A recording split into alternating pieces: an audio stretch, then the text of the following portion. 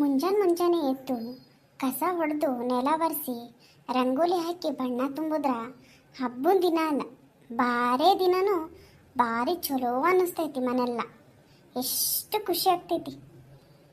ಮನೆ ತುಂಬ ಹಿಂಗೆ ಖುಷಿಯಾಗಿರ್ಲಪ್ಪ. ಏ ಲಕ್ಷ್ಮಿ, ನೀನು ಹಾಕ್ತಾ ಇರೋ ರಂಗೋಲಿ ನೋಡಿದ್ರೆ ನೆಲದ ಮೇಲೆ ಹೂ ಹರಳಿದ ಹಾಗೆ ಅನ್ಸತ್ತೆ.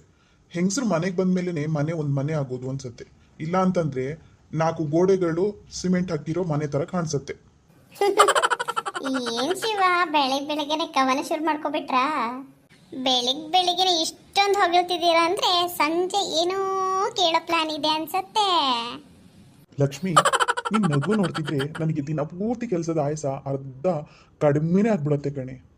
ಎಷ್ಟು ಖುಷಿ ಆಗುತ್ತೆ ಗೊತ್ತಾ, ನೀನು ಈ ಥರ ನಗಾಡ್ತಾ ಮನೆ ತುಂಬ ಓಡಾಡ್ಕೊಂಡು ನನ್ನ ಜೊತೆಗೆ ಜೀವನ ನಡೆಸ್ತಾ ನನ್ನನ್ನು ಜೀವನದಲ್ಲಿ ನನ್ನ ಜೊತೆಗಿದೆಯಾ ನೋಡು. ನಂಗೆ ಅದು ಭಾರಿ ಇಷ್ಟ ಆಗ್ತೈತಿ ಲಕ್ಷ್ಮಿ. ನೀನು ನನ್ನ ಲೈಫಲ್ಲಿ ಬಂದಿದ್ದು ಭಾರಿ ಅಂದರೆ ಭಾರಿ ಖುಷಿ ಆಗೈತೆ ಕಣೆ. ಖುಷಿ ಪಟ್ಟಿ ಸಾಕು, ಊಟದ ಡಬ್ಬಿ ತುಂಬಿಟ್ಟಿನಿ, ತಗೊಂಡು ಕೆಲ್ಸಕ್ಕೆ ಹೋಗ್ರಲ್ಲ. ಹೊಸ ಜವಾಬ್ದಾರಿ, ಹೊಸ ಕೆಲಸ, ಹುಷಾರಾಗಿ ಮಾಡ್ರಿ, ಹಾಗೆ ಖುಷಿಯಿಂದ ಮಾಡಿ. ಸರಿ ಲಕ್ಷ್ಮಿ, ನಾ ಹೋಗಿ ಬರ್ತೆ ಹಂಗಾರೆ. ಹ್ಞೂ ರೀ, ಹುಷಾರಾಗಿ ಹೋಗ್ಬರ್ರಿ. ಇದು ಶಿವ ಅಲ್ವಾ? ಏ ಶಿವ, ಶಿವ, ಇದ್ಯಾರು ನಾನು ಕೂಗ್ತಾ ಇರೋದು? ನೋಡಿದ್ರೆ ಹೇಗೂ ನನ್ನ friend Maruti. Hi Maruti. Hi Shiva, ಹೇಗಿದೆಯೋ? ಎಷ್ಟು ವರ್ಷ ಆಯಿತು ನಿನ್ನ ನೋಡಿ. ಚೆನ್ನಾಗಿದೀಯಾ? ಮತ್ತೆ ಮನೇಲೆಲ್ಲ ಚೆನ್ನಾಗಿದ್ದಾರಾ? ಹಾಂ ಮಾರುತಿ, ನಾನು ಚೆನ್ನಾಗಿದ್ದೀನಿ, ಮನೆಯವರು ಚೆನ್ನಾಗಿದ್ದಾರೆ. ನೀನು ಹೇಗಿದೀಯಾ ಮಾರುತಿ? ನನಗೇನು ಶಿವ, ನಾನು ಚೆನ್ನಾಗಿದ್ದೀನಿ. ಸುಂದರವಾದ ಸಂಸಾರ, ಒಳ್ಳೆ ಜೀವನ. ನೋಡ್ತಿದ್ದೀಯಲ್ಲ, ದುಬಾರಿಯಾಗಿರೋ ಬೈಕು, ಮೊಬೈಲು, ಕುತ್ತಿಗೆ ತುಂಬ ಸರ, ಐಷಾರಾಮಿ ಜೀವನ ನಡೆಸ್ತಿದ್ದೀನಿ. ನಾನಂತೂ ಅದ್ಭುತವಾಗಿದ್ದೀನಿ ಶಿವ. ನಿನಗೂ ಈ ಥರ ಜೀವನ ಸೆಟ್ ಆಗಬೇಕಾ? ಹಾಗಾದರೆ ಬೇಗ ಬೇಗ ಹಣ ಬೇಡಬೇಕು ಅನ್ನೋದಾದರೆ ನನ್ನ ಜೊತೆಗೆ ಬಾ. ಅಯ್ಯೋ ಶಿವನೇ, ಅಂಥದ್ದು ಏನು ಕೆಲಸ ಮಾಡ್ತೀಯ ಮಾರುತಿ?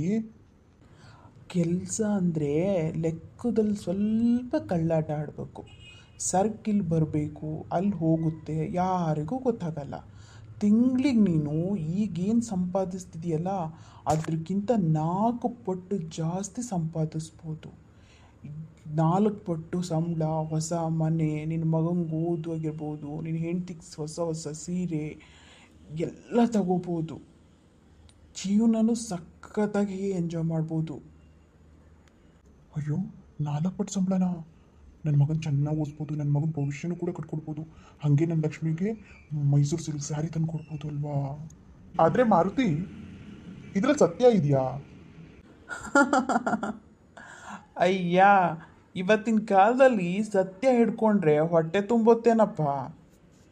ಸರಿ, ಬರ್ತೀನಿ. ಏ ಶಿವ, ಕೇಳೋ ಫಸ್ಟ್ ನನ್ನ ಮಾತನ್ನ. ಯಾಕೋ ಹೋಗ್ತಿದೀಯಾ? ಅಯ್ಯೋ, ಏನಾಗಿದೆ ನನ್ನ ಶಿವಂಗೆ? ಯಾಕಂದ್ರೆ ಇಷ್ಟೊಂದು ಯೋಚನೆ ಮಾಡ್ತಿದ್ದಾನೆ ಇವತ್ತು?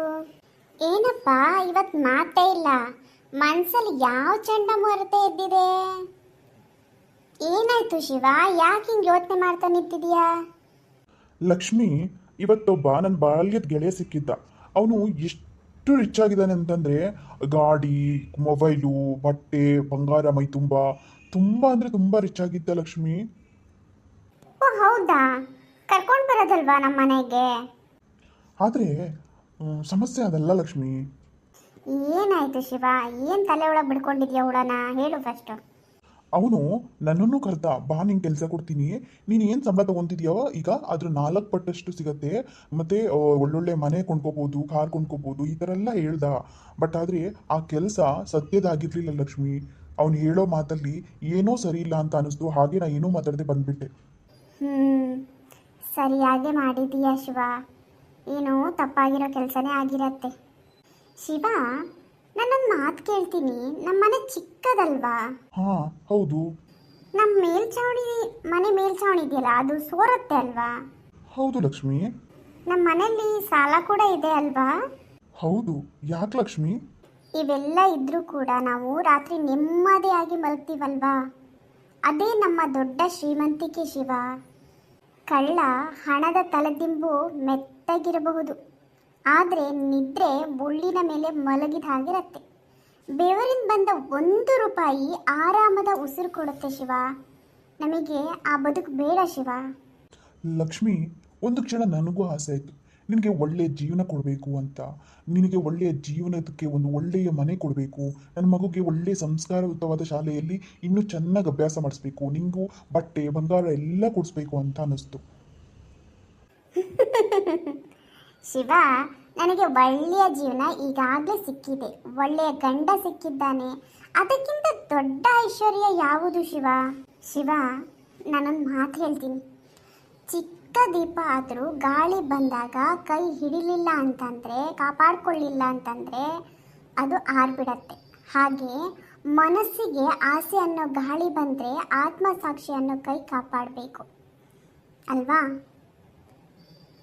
ಹಾ ಲಕ್ಷ್ಮಿ, ನದಿ ತನ್ನ ದಾರಿ ಬದಲಾಯಿಸಿದ್ರೆ ಊರು ಮುಳುಗುತ್ತೆ, ಮನುಷ್ಯ ತನ್ನ ನೀತಿ ಬದಲಿಸಿದ್ರೆ ಕುಟುಂಬ ಮುಳುಗುತ್ತೆ. ನಾನು ಬಡವನಾಗಿ ಬದುಕ್ತೀನಿ, ಆದರೆ ಕೆಟ್ಟವನಾಗಿ ಬದುಕಲ್ಲ. ಇದು ನನ್ನ ಶಿವ ಅಂದರೆ. ನಾನು ಕೂಡ ಇದನ್ನೇ ಕೇಳಬೇಕಿತ್ತು.